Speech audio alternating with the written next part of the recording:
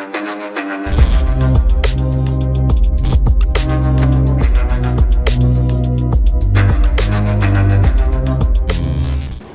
वालेकुम गाइस, कैसे हैं आप? उम्मीद करता हूँ कि आप सब खैरियत से होंगे, खुश होंगे और हमारी दुआ है कि आप हमेशा खुश रहें, हंसते और मुस्कुराते रहें। मेरा नाम है रहमान अनवर। मैं मुदस्सिर इमरान और मैं मुजफ्फर इकबाल। और आज हम इस वीडियो पे करने जा रहे हैं। इस वीडियो का टाइटल है major Gaurav Arya, trust difficult must be removed,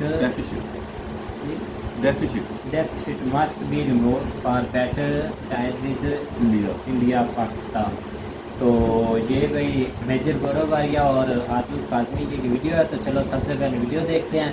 अगर वीडियो पसंद आए तो लाइक सब्सक्राइब जरूर कीजिएगा और अपनी नंबी राय का जरूर कीजिए। जो करते हैं शुरू।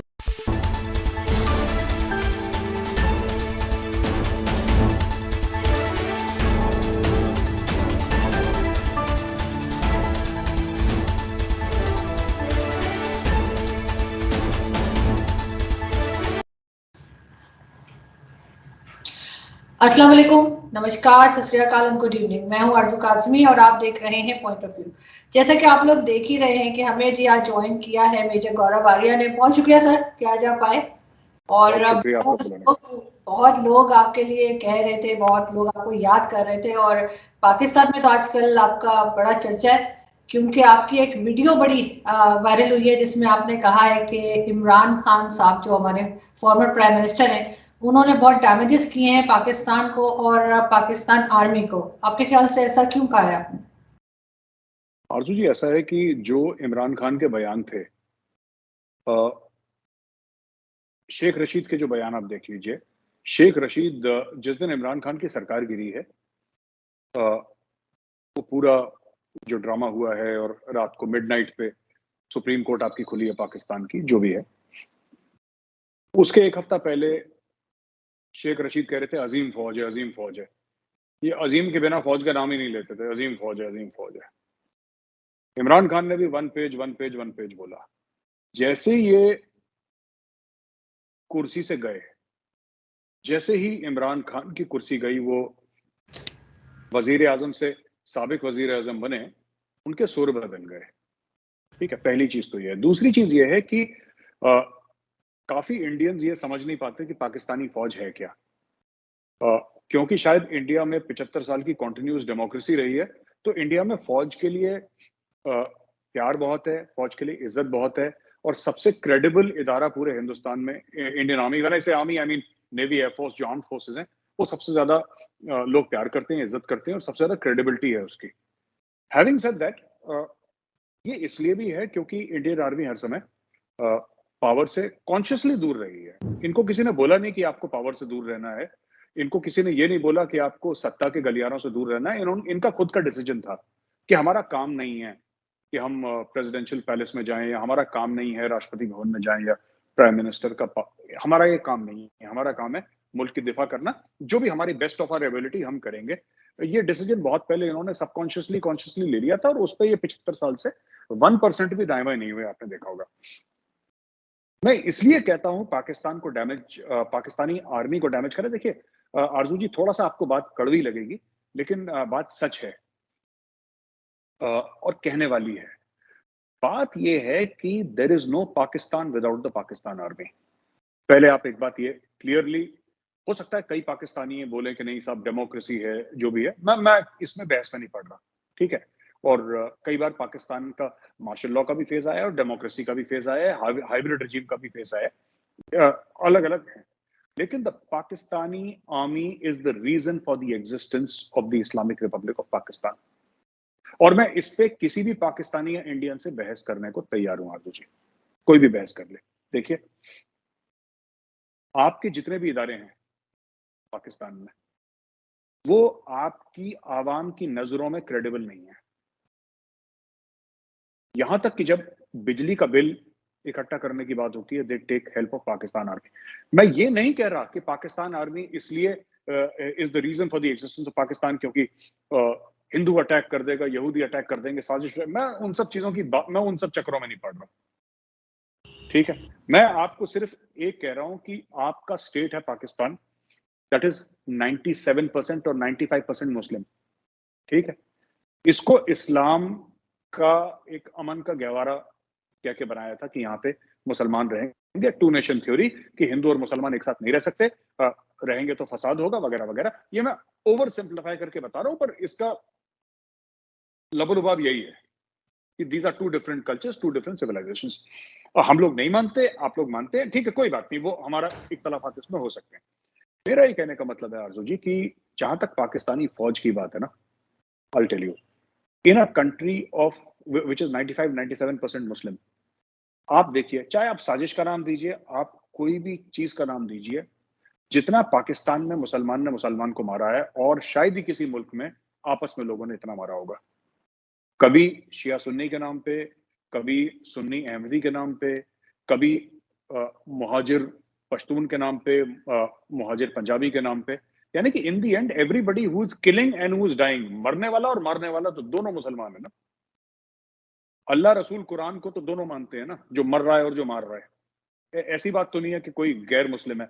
तो ऐसी सूरत हाल में जहां पे ये बोला था कि इस्लाम एक बाइंडिंग फोर्स बनेगा पाकिस्तान का, इस्लाम वो गोंद बनेगा जिससे सब लोग चिपक के रहेंगे, वो गोंद नहीं बन पाया। आपकी गोंद बनी पाकिस्तानी फौज।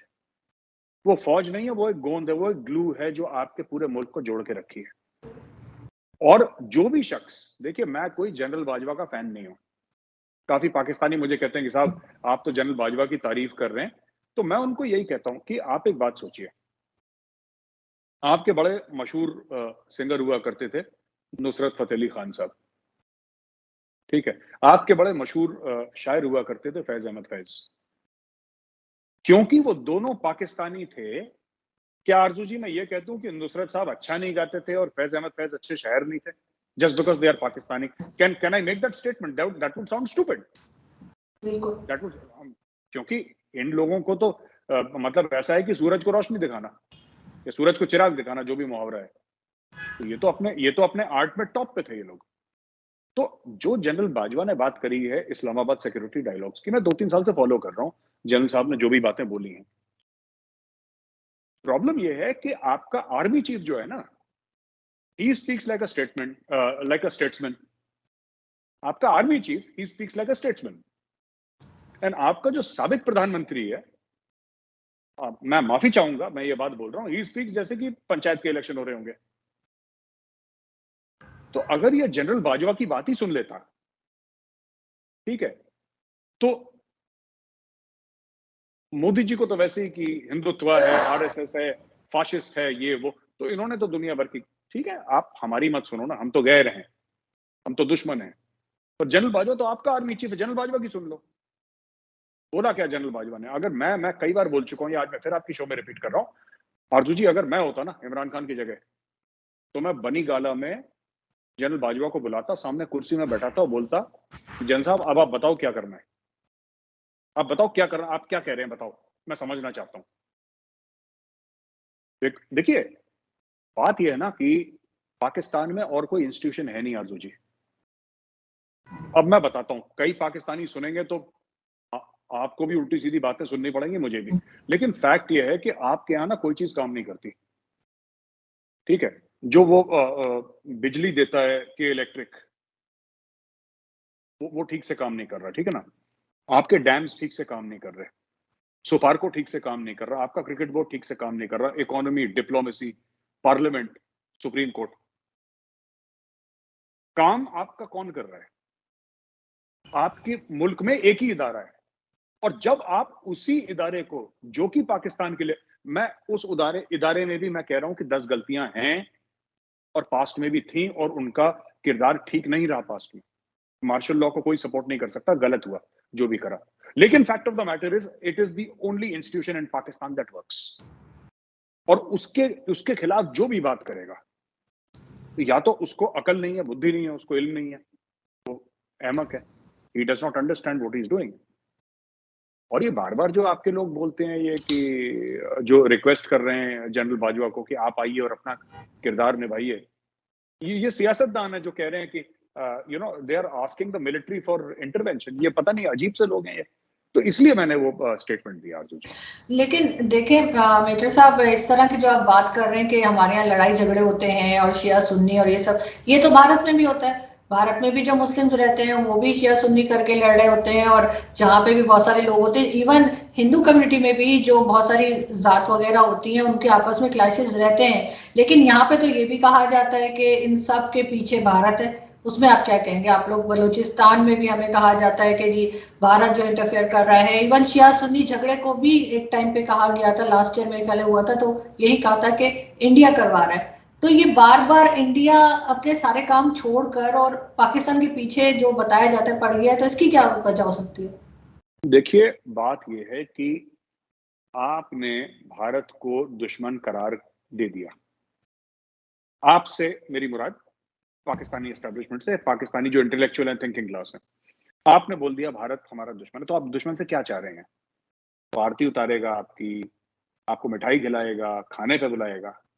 दुश्मन का काम है साजिश करना।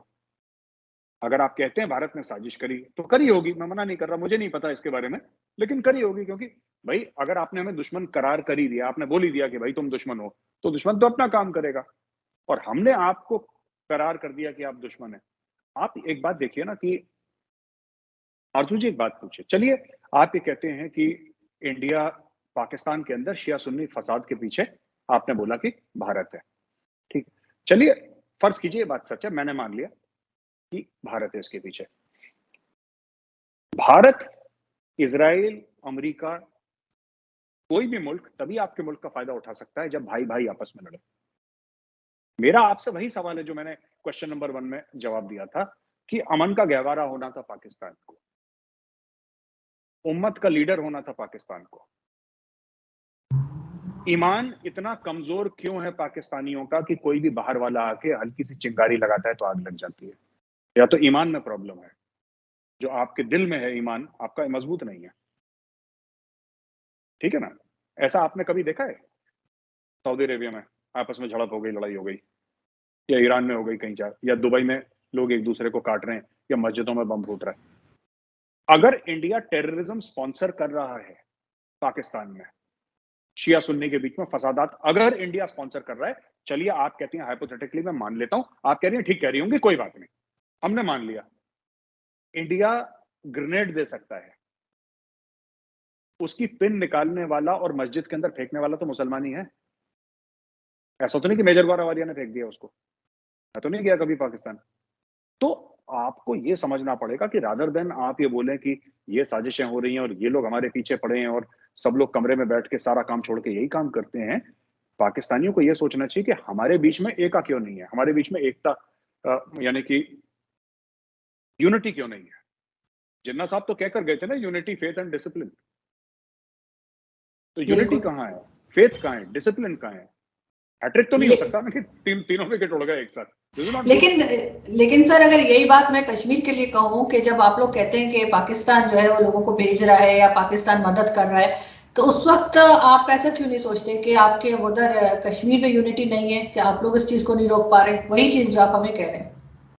देखिए, कश्मीर में आपस में लोग एक दूसरे को नहीं मार रहे, कश्मीर में टेररिज्म है जो सरहद पार से हो रही है, और यानी कि पाकिस्तान से भेजे जा रहे हैं लोग, और जो होम ग्रोन टेररिस्ट हैं।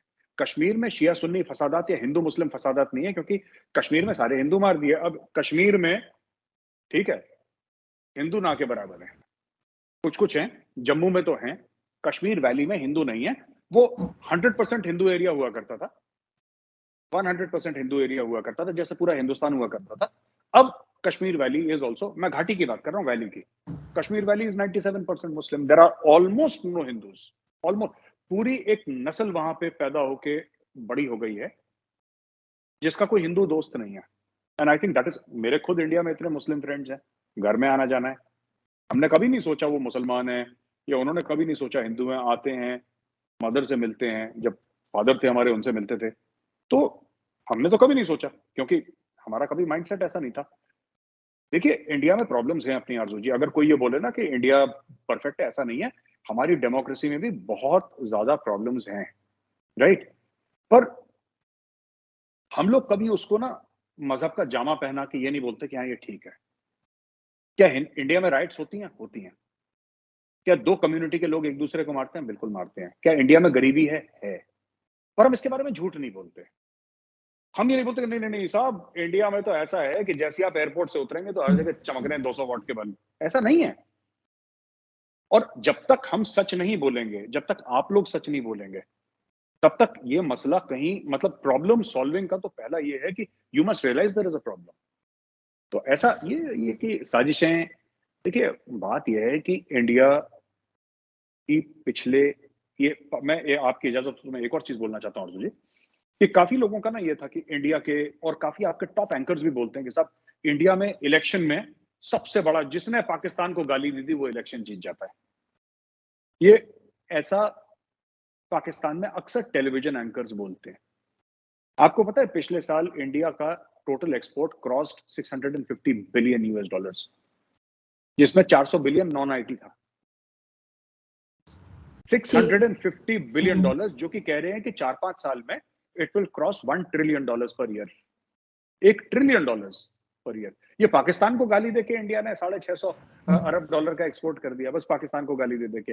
ये जो हमने इंफ्रास्ट्रक्चर बनाया है इतना जबरदस्त, ये जो हमारा स्पेस प्रोग्राम है ना, जो फार्मर्स को हम लोग इतनी सब्सिडी दे रहे हैं, जो दुनिया भर की जो इंडिया में चीजें लग रही हैं, जो हमारे दुनिया भर के हमारे टॉप सॉफ्टवेयर कंपनीज में हमारे सीईओज हैं, जो हमारी डिप्लोमेसी है, doctor Jaishankar, prime minister Narendra Modi ji, ये सब पाकिस्तान को गाली देके चल रही है। हिंदुत्व, आरएसएस, नाथसी, फाशिस्ट, मुसलमान बुरे होते हैं, सिर्फ हिंदू, यही सब कर करके हम लोग वर्ल्ड में टॉप पे पहुंच रहे हैं। One of the top performing economies in the world है। तो ये, हाँ जी गाइस, तो जैसा कि आप वीडियो देख रहे थे, तो वीडियो भी काफ़ी इंटरेस्टिंग है और बहुत ही अच्छा इंटरव्यू ले रहे थे आरजू जी, क्योंकि वो सवाल भी कुछ ठीक पूछ रहे थे जो हमारा माइंड करता है ना कि सवाल पूछने को, उनसे वो वैसे ही सवाल पूछ रही थी। सबसे पहले तो उन्होंने ये पूछा कि अभी हाल ही में उन्होंने जो वीडियो वायरल हुई थी मेजर साहब की इधर पाकिस्तान में जी, उन्होंने ये बोला ये उनको टारगेट कर रहे हैं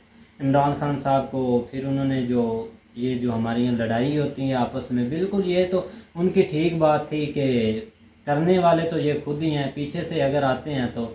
और थर्ड ये जो भाई इन्होंने पूछा आरजू जी ने आखिरी सवाल कश्मीर वाला, उन्होंने पूछा कि भाई इधर भी तो हैं कश्मीरी, लेकिन ठीक है, सबसे पहले जो आप अब यही है कि आपस में चल रही है इमरान खान साहब की और नून लीग वालों की, तो अब ये जंग ही है भाई। मेजर साहब के पाकिस्तान में काफ़ी ज़्यादा फ़ैन है, इनकी वीडियो अक्सर हमारे यहाँ सोशल मीडिया पे वायरल होती रहती हैं। इनकी सबसे पहले जो वीडियो मैंने देखी थी वो मुझे याद है, वो इस पर थी कि पाकिस्तान के अंदर आप कैसे डिस्टेबलाइज पाकिस्तान को कर सकते हैं। तो वो उसके लिए आपने जस्ट मौलवियों को ख़रीदना है, मौलवियों को पैसे लगाने हैं, और शिया सुन्नी की लड़ाई और वापी की लड़ाई और ये और वो, क्योंकि वो जैसे ये बात कर रहे थे कि, और था तो सच कड़वा है तो सच ही कि आप पाकिस्तानियों के जो ईमान है ना, वो ज़रा आपस में कह लो कि यूनिटी ज़रा वो देखो ना कम है, कि वो एक दूसरे को मारने पे आ जाते हैं, ये लड़ने पे। जैसे आज पिछले दिनों वाक़या हुआ है कि एक पढ़ी लिखी लड़की एमफिल थी, कह लो कि उसके ख़ानदान वाले भी सारे PhD हैं, उसका बाप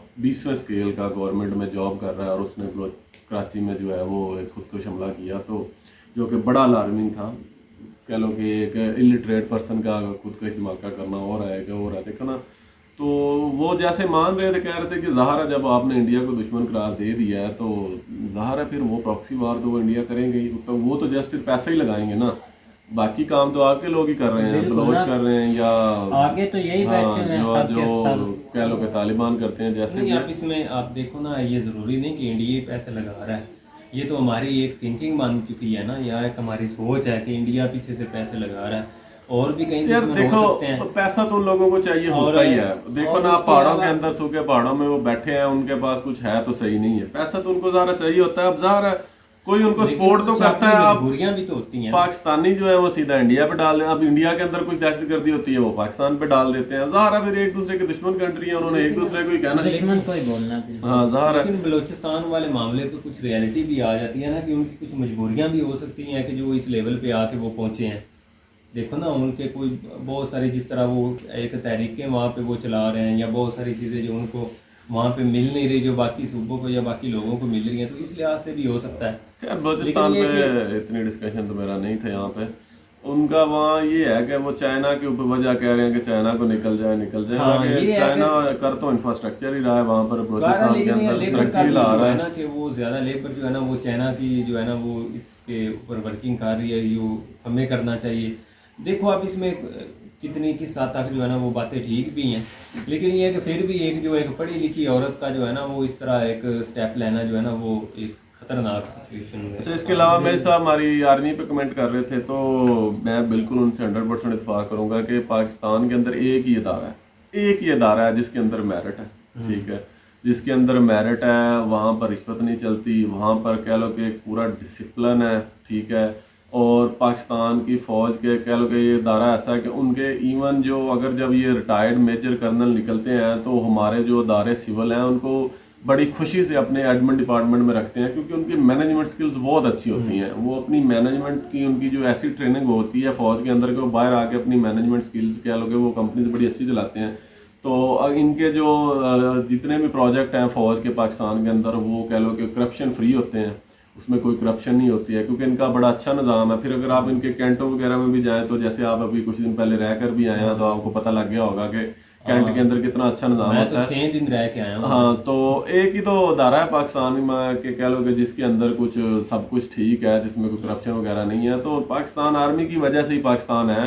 अगर पाकिस्तान की आर्मी ना आती तो आज तक पाकिस्तान ना होता। सियासतदानों का क्या है, ये तो बेच के खा पी जाते हैं। हाँ, और अभी ये नहीं आपस में फौज डाली हुई है को भाई। सियासत में घसीटने की बात बार बार करते हैं कि जी फौज आती है, ये सियासतदान खुद जाते हैं उनके पास, वो तो नहीं आते। वो तो कहते हैं कि जी हम, जैसे आजकल वो कह रहे हैं कि हम न्यूट्रल हैं, आप सब उनको बातें करी जा रहे हैं। तो हमारी फौज की वजह से ही पाकिस्तान है। ये सियासतदान खुद ही उनके पास जाते हैं, वो नहीं आते हैं। और आज फौज को समझ लग गई है कि फायदा कोई नहीं इधर आने का, वो अपने डिफेंस में रहेंगे।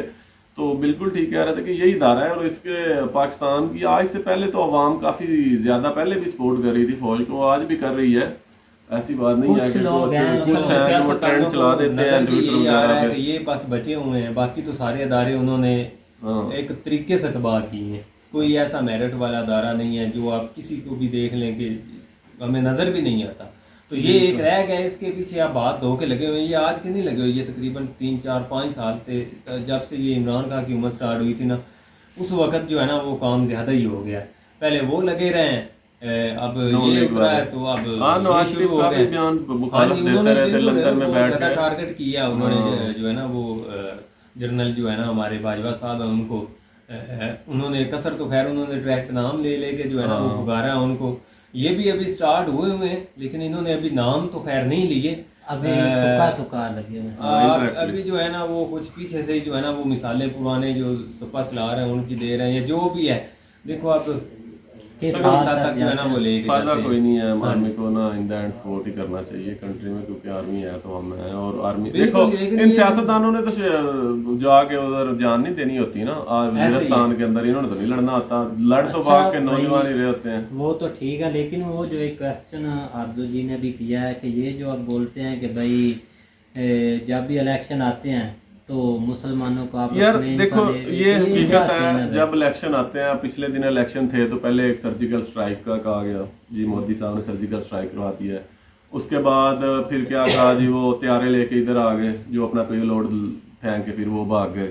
उसके बाद फिर सरप्राइज डे हो गया। तो ये तो इसमें कोई हकीकत नहीं कि जब भी इलेक्शन के डेज आते हैं ना, तो बॉर्डर के ऊपर फायरिंग्स के वाक़यात भी बढ़ते हैं, क्योंकि दोनों कंट्रीज़ के जो को है ना बड़ी इश्तियाल कह लो कि जल्दी हो जाती हैं। कह लो कि वो देशभक्ति क्या वर्ड बोलते हैं इंडिया वाले, जज्बाती जल्दी हो जाते हैं। तो फिर उसमें वो जब ये होता है कि हाँ भाई ये इसने तो पाकिस्तान का ये कर दिया वो कर दिया, तो फिर वो उसमें वोट ज़ाहिर है कुछ ना कुछ एज, तो फिर उनको, मैं ये नहीं कहता कि 100% इसी की बेस पे उनको वोट मिलते हैं। ज़ाहिर है कोई ना कोई काम भी करेंगे तो वोट मिलेगा वहाँ इतनी पुरानी हो, लेकिन इसका एज तो मिलता है। ये नहीं गवर्नमेंट को एज लेती हैं, ठीक है, इसका एज तो उन्हें मिलता है। अब ये सिनेरियो जो है ना वो मुझे नहीं लगता कि अब इस तरह का कोई सीन होगा।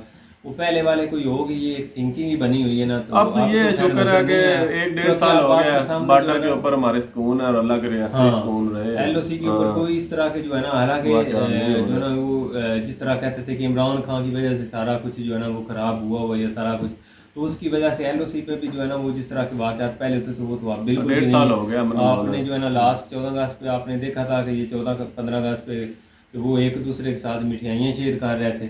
ये बिल्कुल। चीज़ें हैं जो है ना वो आस्ता आस्ता ये ख़त्म हो जाएगी। उसकी वजह है कि ये मीडिया ने एक जो है ना वो एक सिनेरियो बनाया हुआ है कि ये चीज़ें चलती हैं इलेक्शन डेज में। तो वो अब आप खत्म देखो हो रही आपके है ना, सामने है जो बिल्कुल 4 रियासतों में उनके इलेक्शन हुए, तो उस वक्त तो कोई इस तरह का सीन नहीं हुआ। बिल्कुल, किसी ने नाम भी नहीं लिया। देखो अब हाँ बिल्कुल भाई। आने वाले वक्त में मुझे नहीं लगता कि इस तरह का कोई वो करेंगे या होगा।